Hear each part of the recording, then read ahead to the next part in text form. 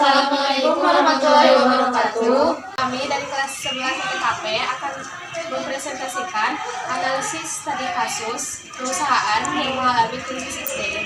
Sebelum masuk ke hasil analisis kami, di sini kami akan menjelaskan tentang kebutuhan pegawai.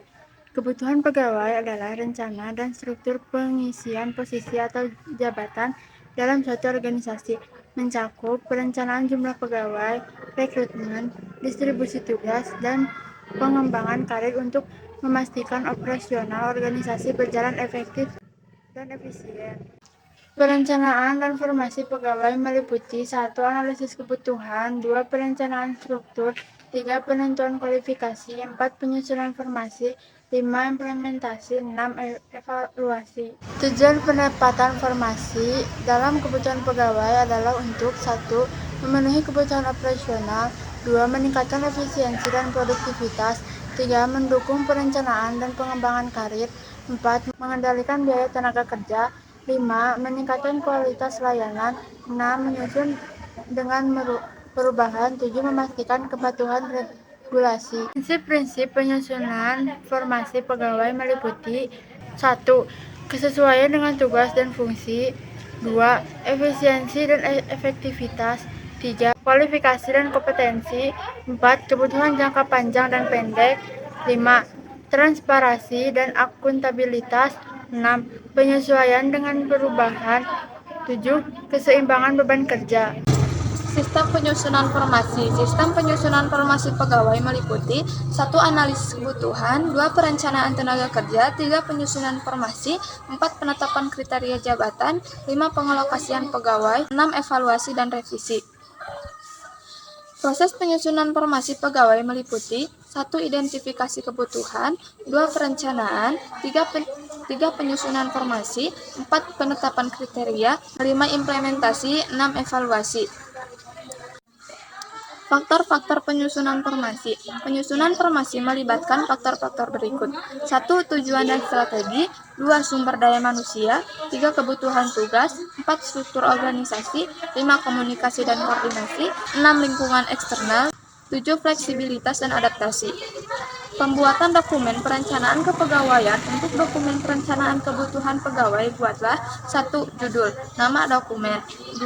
Tujuan, alasan dan tujuan perencanaan, 3. Analisis kebutuhan, jumlah dan jenis kepegawaian, 3. Analisis kebutuhan, jumlah dan jenis pegawai yang diperlukan, 4. Kualifikasi, keterampilan dan pengalaman yang dibutuhkan, 5. Sumber rekrutmen, cara dan saluran untuk merekrut pegawai, 6. Jadwal, waktu rekrutmen dan proses seleksi, 7. Anggaran, biaya terkait perekrutan dan pelatihan, 8. Evaluasi, cara menilai efektivitas perencanaan. Dokumen ini harus disusun dengan jelas dan rinci untuk memudahkan implementasi dan evaluasi. Salah satu contoh perusahaan yang mengalami krisis SDM adalah perusahaan teknologi besar yang berbasis di Silicon Valley. Misalnya, mari kita ambil contoh dari perusahaan Tech Innovatein yang menghadapi tantangan serius dalam manajemen sumber daya manusia mereka. Profil Tech Innovatein adalah perusahaan teknologi yang dikenal karena inovasi dalam perkembangan perangkat lunak dan perangkat keras. Mereka sering terlibat dalam riset dan perkembangan untuk menciptakan solusi teknologi mutakhir, teknologi perangkat lot, perangkat lunak berbasis cloud, dan teknologi AR. Fokus mereka adalah pada meningkatkan efisiensi operasional dan memajukan teknologi dengan solusi yang dapat diandalkan dan berkelanjutan. Perusahaan ini juga dikenal karena budaya kerjanya yang inovatif dan adaptif terhadap perubahan teknologi.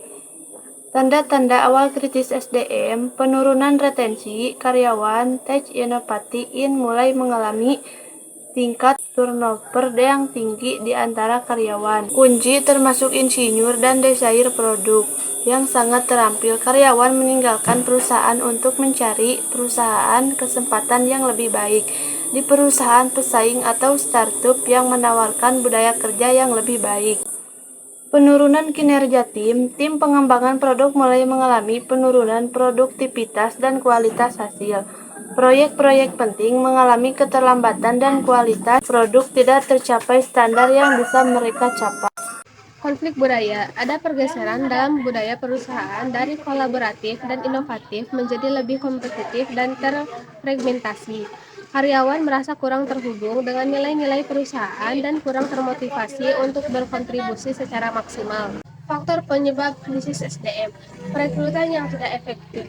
Proses perekrutan yang buruk telah mengakibatkan masuknya karyawan tidak sepenuhnya sesuai dengan kebutuhan perusahaan atau tidak cocok dengan budaya perusahaan yang berubah. Ketidakpuasan karyawan. Karyawan merasa kurang dihargai dan kurang memiliki peluang untuk mengembangkan karir. Kurangnya komunikasi dari manajemen tentang visi perusahaan juga menjadi faktor penyebab ketidakpuasan. Kurangnya pengembangan kepemimpinan.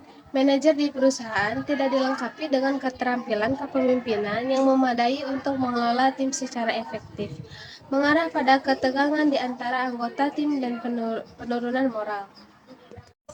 Dampak krisis SDM, penurunan inovasi, kehilangan karyawan kunci dan penurunan kinerja tim melibatkan perusahaan kehilangan keunggulannya dalam inovasi.